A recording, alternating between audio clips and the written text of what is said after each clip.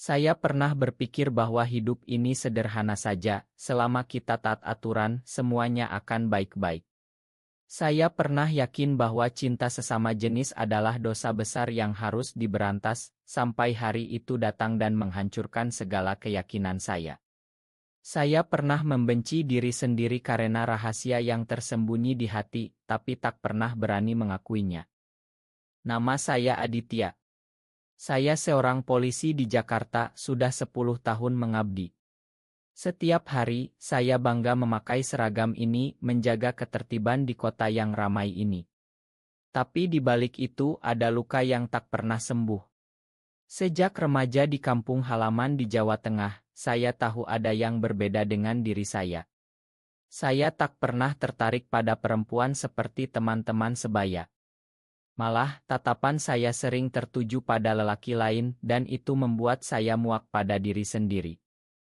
Ayah saya polisi juga, pensiun dengan hormat.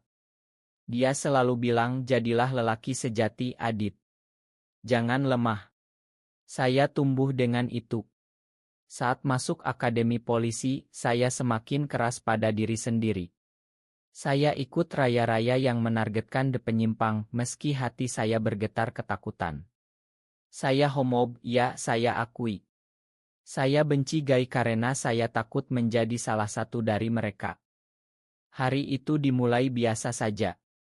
Pagi di markas Polres Jakarta Selatan, kami dapat laporan demonstrasi kecil di luar pengadilan negeri. Beberapa aktivis sedang protes terhadap diskriminasi, memegang spanduk damai. Atasan memerintah saya dan tim untuk mengamankan area. Jangan biarkan mereka mengganggu ketertiban, katanya tegas. Saya tiba di lokasi dengan mobil patroli. Kerumunan tak terlalu besar, mungkin 20 orang. Mereka bernyanyi lagu-lagu damai, meminta kesetaraan. Saya turun dari mobil, seragam rapi, tangan siap di pinggang. Mata saya menyapu kerumunan, mencari tanda-tanda ancaman. Lalu, saya melihatnya. Dia berdiri di pinggir, memegang spanduk kecil bertuliskan cinta tak salah. Rambutnya hitam pendek, wajahnya tenang tapi tegas. Matanya tajam, tapi ada kelembutan di sana. Namanya Rio, saya tahu nanti. Saat itu, hati saya berdegup aneh. Bukan karena tugas, tapi sesuatu yang lebih dalam.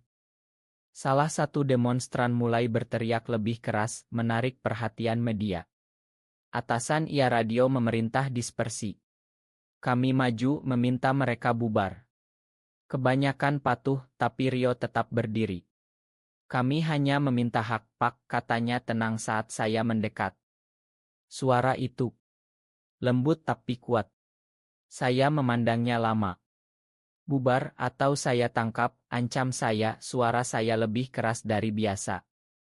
Dia tersenyum tipis. Tangkap saja kalau berani, Pak Polisi. Tapi ingat, aturan juga berlaku untuk Anda. Saya kesal. Saya dorong bahunya pelan, memintanya mundur. Tapi sentuhan itu seperti listrik. Tubuh saya bereaksi aneh. Saya cepat tarik tangan, pura-pura marah. Akhirnya, kerumunan bubar. Tapi Rio sempat menatap saya lagi sebelum pergi, tatapan yang membuat hati saya gelisah. Malam itu, saya tak bisa tidur. Bayangannya terus muncul. Kenapa dia? Kenapa sekarang? Saya benci perasaan ini. Ini salah. Ini dosa. Tapi kenapa terasa begitu nyata? Beberapa hari kemudian, laporan baru masuk. Ada pertemuan komunitas di sebuah kai kecil di Kemang. Atasan lagi-lagi pilih saya untuk raya. Kamu paling tegas soal ini, Adit, katanya. Saya setuju meski hati berat. Malam itu, kami datang diam-diam, kai sepi dari luar, tapi di dalam ada sekitar 10 orang, sedang diskusi santai. Saya masuk pertama, lampu sorot menyilaukan. Polisi. Semua diam, teriak saya. Mereka kaget. Beberapa langsung angkat tangan. Dan di sana, lagi, Rio duduk di pojok, memandang saya dengan mata lebar. Pak Aditya, katanya pelan, ingat nama dari plakat saya. Saya tak jawab. Saya perintah tim periksa identitas. Rio ditarik keluar. Ini pelanggaran pornografi, pertemuan penyimpang, katanya rekan saya. Rio tak melawan. Dia hanya tatap saya, tatapan kecewa bercampur sesuatu yang lain. Saat digiring ke mobil, dia bisik, kenapa Anda begini, Pak? Anda takut pada apa? Kata-kata itu menusuk. Malam itu, di tahanan, saya tak bisa istirahat. Saya bolak-balik ruangan. Akhirnya, saya masuk sel pengawasan, pura-pura cek. Rio duduk sendirian di bangku. Makan saya, katanya tiba-tiba. Saya diam. Anda benci kami karena Anda benci diri sendiri, ya? Hati saya hancur. Bagaimana dia tahu? Saya keluar buru-buru, tapi benih itu sudah tertanam. Sejak itu, semuanya berubah. Saya mulai ikuti kasusnya diam-diam. Rio ditahan sementara, tuduhan ringan tapi bisa jadi bahan ejekan. Saya rasakan konflik dalam diri. Saya polisi, penjaga moral. Tapi hati saya bilang lain. Saya mulai mimpi tentangnya. Mimpi yang membuat saya bangun dengan air mata. Saya takut. Takut kehilangan segalanya, karir, keluarga, identitas. Tapi saya juga takut kehilangan dia. Hari-hari berikutnya terasa seperti neraka pribadi. Saya melihat Rio di sel tahanan setiap shift malam, pura-pura inspeksi. Awalnya dia diam saja, tatapannya penuh tuduhan. Tapi lama-lama kami mulai bicara. Pelan, hati-hati, seperti dua orang asing yang saling mengenal rahasia terdalam. Kenapa Anda jadi polisi, Pak? Tanyanya suatu malam saat hanya kami berdua di koridor gelap. Saya ragu. Tak ada yang pernah tanya itu dengan tulus. Untuk melindungi yang benar, jawab saya kaku. Dia tertawa pelan, pahit. Yang benar menurut siapa? Menurut agama? Masyarakat? Atau hati Anda sendiri? Kata-kata itu mengguncang. Saya ingat masa kecil saat pertama kali sadar perasaan ini. Saat teman-teman pacaran dengan gadis, saya hanya bisa memandang mereka dari jauh, dengan rasa iri yang menyakitkan. Saya pernah coba pacaran dengan perempuan, tapi selalu gagal. Kosong. Dingin. Rio cerita tentang dirinya. Dia aktif, bekerja di ngo kecil yang bantu korban diskriminasi. Saya tak pilih jadi begini, Pak. Ini bagian dari saya, seperti napas. Saya dengar, dan untuk pertama kali, saya tak membantah. Malah, hati saya hangat. Hangat yang lama tak kurasakan. Tapi konflik semakin dalam. Di markas, rekan-rekan bangga dengan raya itu. Bagus, Adit. Kita bersihkan kota dari penyimpang, kata mereka, tepuk pundak saya. Saya tersenyum paksa. Di dalam, saya hancur. Saya mulai hindari raya serupa. Saya bilang sakit atau tugas lain. Atasan curiga tapi belum bilang apa-apa. Suatu malam, Rio dibebaskan dengan jaminan. Kasusnya lemah, hanya pertemuan biasa. Saat keluar, dia tatap saya lama. Terima kasih, Pak. Entah kenapa saya rasa Anda yang bantu. Saya tak jawab. Tapi benar, saya diam-diam tarik laporan itu. Setelah itu kami bertemu lagi. Kebetulan, katanya. Di warung kopi kecil dekat markas. Awalnya canggung. Duduklah, Pak, katanya. Saya duduk. Kami bicara berjam-jam. Tentang hidup, mimpi, ketakutan. Dia cerita tentang keluarganya yang tolak dia saat coming out. Ayah saya bilang saya bukan anaknya lagi. Saya dengar, dan air mata hampir jatuh. Mirip dengan ketakutan saya. Aku juga takut, Rio, akhirnya saya akui pelan. Pertama kali bilang nama dia. Dia pegang tangan saya di bawah meja, sebentar saja. Sentuhan itu membakar. Tak apa takut. Yang penting jujur pada diri sendiri. Sejak itu pertemuan kami semakin sering. Rahasia. Di taman malam di kai sepi. Kami bicara, tertawa, saling cerita luka. Cinta mulai tumbuh pelan tapi pasti. Cinta yang dulu saya benci, kini jadi penyelamat. Tapi saya masih polisi homob di mata dunia. Saya ikut rapat, setuju dengan kebijakan keras. Di dalam, saya mati perlahan. Konflik puncak datang saat ada demo besar lagi di Monas. Atasan pilih saya pimpin tim pengamanan. Tunjukkan ketegasanmu, Adit. Saya tahu Rio akan ada di sana. Hari itu ribuan orang. Spanduk warna-warni, lagu kebebasan. Saya di barisan depan seragam lengkap. Lalu saya lihat dia di depan memimpin nyanyian. Hati saya remuk. Saya harus pilih tugas atau hati. Saat kerumunan mendekat garis polisi, perintah datang, dispersi paksa. Saya maju tapi kaki berat. Rio tatap saya, mata penuh harap. Saya tak bisa. Perintah dispersi itu seperti pukulan di dada. Rekan-rekan maju dorong kerumunan dengan tameng. Gas air mata mulai ditebar. Teriakan, larian, kekacauan. Saya berdiri diam, tangan gemetar. Rio di tengah, bantu orang lain mundur. Matanya cari saya di barisan. Adit, teriaknya dari jauh, suara hilang di keriuhan. Saya hampir lari ke arahnya. Tapi atasan di belakang, Aditya. Maju. Saya maju tapi lambat. Saya dorong orang pelan, hindari kekerasan. Rekan curiga. Kenapa lo lembut banget, Dit? Saya tak jawab. Akhirnya demo bubar. Banyak yang ditangkap, termasuk Rio lagi. Kali ini tuduhan lebih berat, provokasi massa. Malam itu di tahanan saya datang sendirian. Rio, bisik saya di depan sel. Dia mendekat jeruji. Wajahnya memar kecil.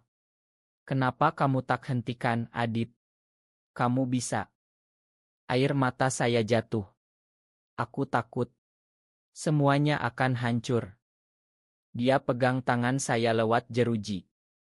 Hidup kita sudah hancur kalau terus bohong. Malam itu kami bicara panjang. Saya cerita semua, masa kecil, tekanan ayah, kebencian pada diri sendiri yang jadi homofobia. Aku benci gay karena aku gay, Rio. Aku takut jadi seperti kalian. Dia dengar sabar. Kamu bukan seperti kami. Kamu adalah kami. Dan itu tak salah. Cinta kami semakin dalam. Meski terpisah jeruji, hati kami menyatu. Saya mulai rencanakan bebaskan dia lagi, kali ini lebih berani. Tapi pengkhianatan datang dari tempat tak terduga. Rekan saya, Budi, yang sering bareng raya, curiga lama. Dia ikuti saya, lihat pertemuan rahasia kami sebelum demo. Besoknya, dia lapor atasan. Adit deket sama salah satu penyimpang itu, Pak. Atasan panggil saya. Benarkah, Aditya? Kamu simpati sama mereka? Saya bohong.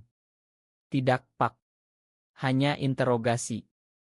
Tapi bukti ada, foto kami di warung kopi. Saya diskor sementara. Investigasi internal. Dunia saya runtuh. Keluarga tahu dari gosip markas. Ibu telepon nangis. Adit, benar kamu. Seperti itu. Ayah diam saja, tapi tatapannya penuh kecewa. Saya sendirian.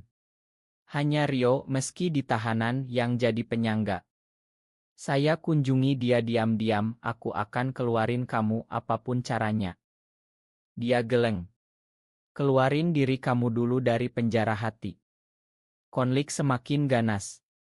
Saya mulai minum, tak tidur. Bayang pengkhianatan Budi menyakitkan. Dia yang dulu saya anggap saudara.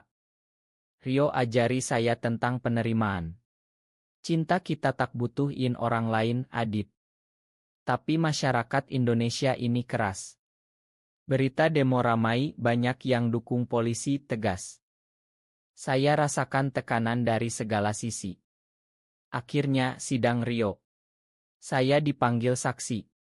Atasan tekan agar saya tuduh dia provokator. Di pengadilan, saya berdiri di depan. Rio tatap saya penuh harap. Hati saya berperang hebat.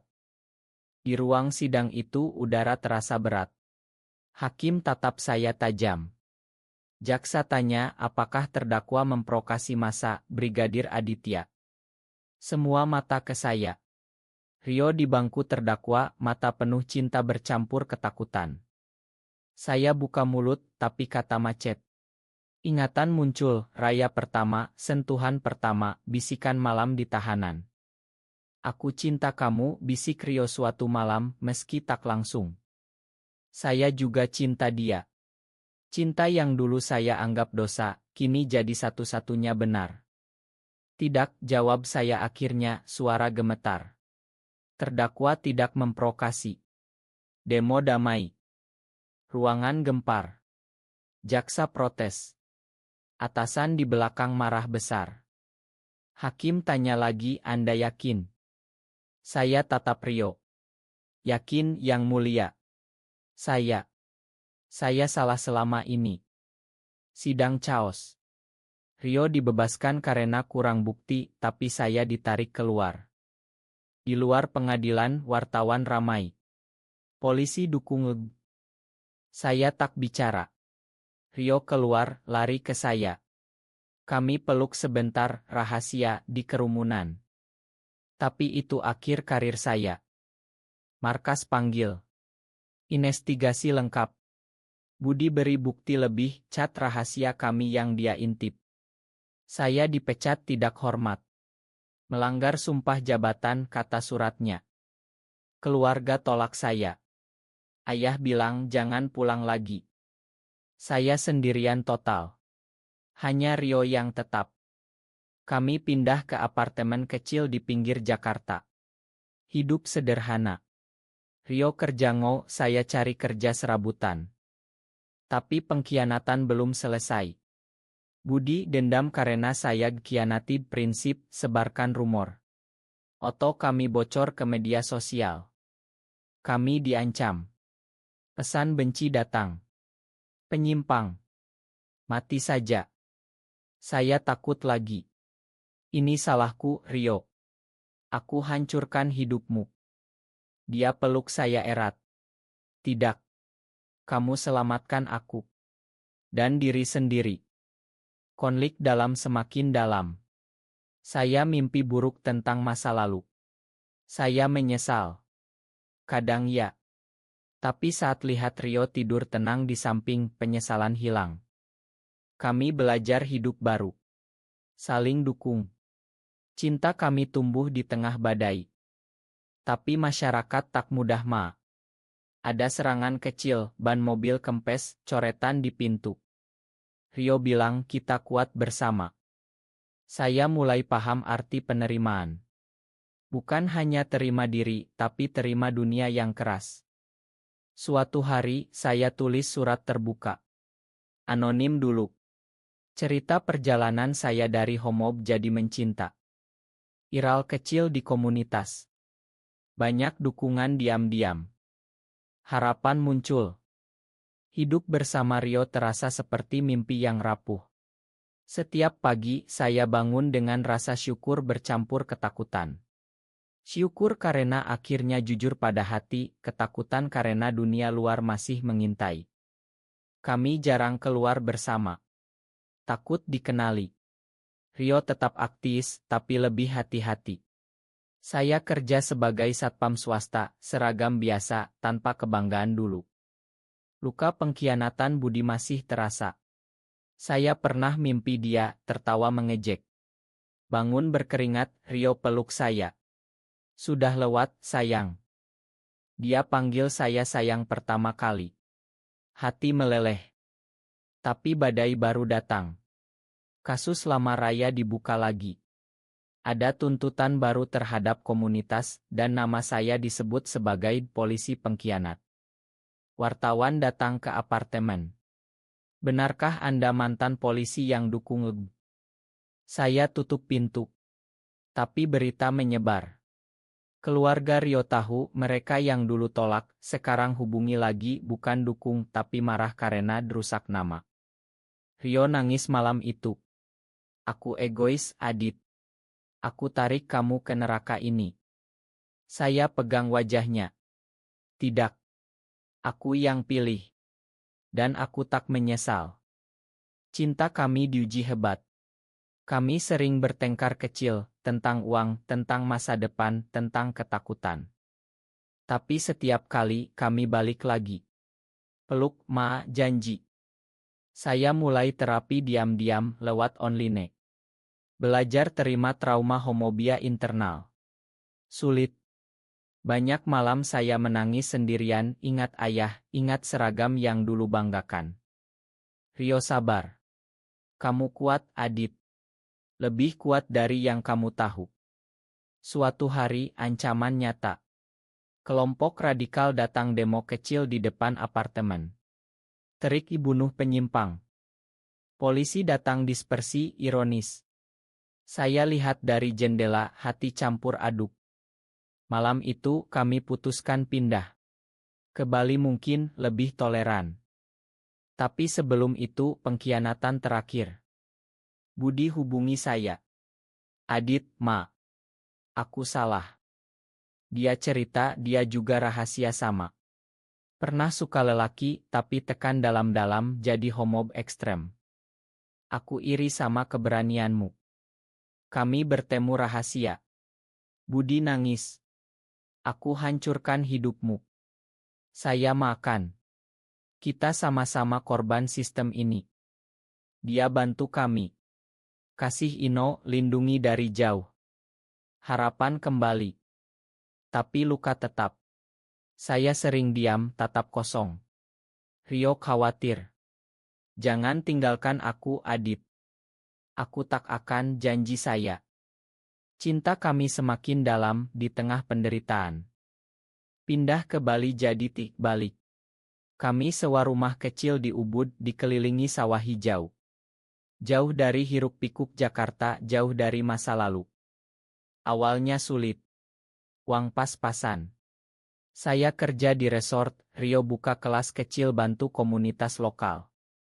Tapi perlahan kami sembuh. Pagi-pagi kami jalan di sawah. Pegang tangan bebas meski tetap hati-hati. Senyum Rio lebih lebar. Ini surga kita, Adit. Saya setuju. Untuk pertama kali saya rasakan damai. Kabar dari Jakarta, Budi coming out pelan, bantu perubahan kecil di markas lama. Beberapa rekan mulai paham. Ayah saya hubungi suatu hari. Adit. Makan ayah. Nangis di telepon. Ayah salah tekan kamu. Itu cukup. Tak perlu lebih. Rio dan saya bangun hidup baru. Kami adopsi anjing kecil, namai Harapan. Malam-malam kami duduk di teras, tatap bintang. Dulu aku benci diri sendiri, cerita saya. Sekarang aku cinta diri ini karena cinta kamu. Dia cium kening saya. Kita selamat, sayang. Tak ada akhir bahagia sempurna. Ancaman masih ada di suatu sudut Indonesia. Tapi kami punya satu sama lain. Cinta kami yang lahir dari penangkapan, pengkhianatan, penderitaan jadi bukti bahwa manusia bisa berubah. Dari polisi homob yang tangkap pria gay di luar pengadilan, saya sadar, saya yang melanggar aturan hati sendiri paling lama. Kini saya bebas. Cinta tak salah. Cinta adalah penyelamat.